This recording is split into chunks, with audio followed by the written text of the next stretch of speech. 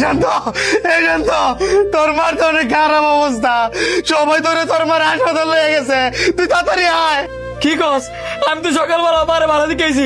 আচ্ছা তুই তাড়াতাড়ি হসপিটালে যা, আমি দোকানটা বন্ধ করে দিতেছি। দেরি করিস না, তাড়াতাড়ি দৌড় আয়, তোর হাসপাতাল আয়।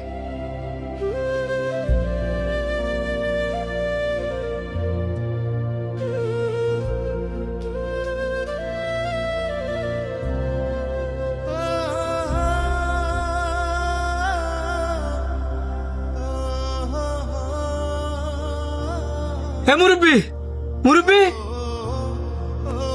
এন্দা আমার মার অবস্থা খারাপ, এন্দা এই অসহায় লোকটারে ভালা দিতাম গা। মুরব্বী উঠে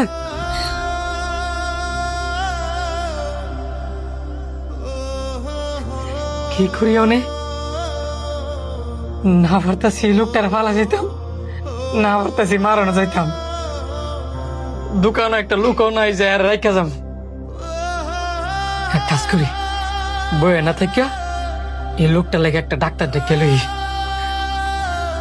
চিন্তার কোনো কারণ নাই, ওনার প্রেশারটা একটু কমে গেছিল গা, তো যে কারণে উনি মাথা ঘুরায় পড়ে গেছে গা। উনি এখন যেভাবে শুয়ে আছে ঠিক এইভাবে আর কিছুক্ষণ শুয়ে থাকলেই ঠিক হয়ে যাবো গা। যদি পারেন তাহলে একটা খাবার স্যালাইন না খাওয়াই দেন।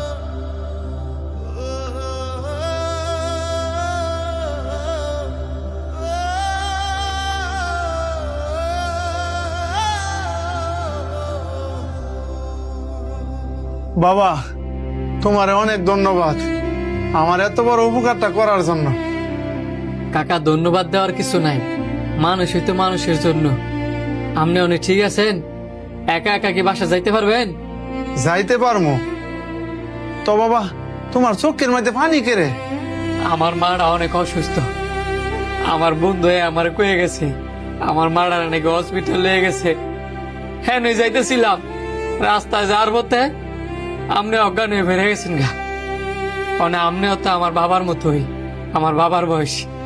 মানে আপনারা রাইখে আমি কেমনে চাই, এই কারণে আপনার আমি দোকানে লইছি। তো বাবা তুমি তাড়াতাড়ি তোমার মার কাছে যাও, আল্লাহর কাছে দোয়া করি আল্লাহ যেন তোমার মারে তাড়াতাড়ি সুস্থ করে দেয়। আচ্ছা কাকা। হ্যাঁ সানি ক। হ্যালো বন্ধু, তুই কোনো চিন্তা করিস না, আলহামদুলিল্লাহ আন্টি এখন পুরোপুরি সুস্থ আছে। আমরা সবাই আন্টি লিয়ে বাড়িতে যাইতেছি, তুই তোর কাজ একবারে শেষ কইরা পরে বাড়িতে আয়। ঠিক আছে বন্ধু। কি হয়েছে বাবা? যা হইছে আপনি না জানলো চলবো কাকা, আপনি না বুঝলেও হইব।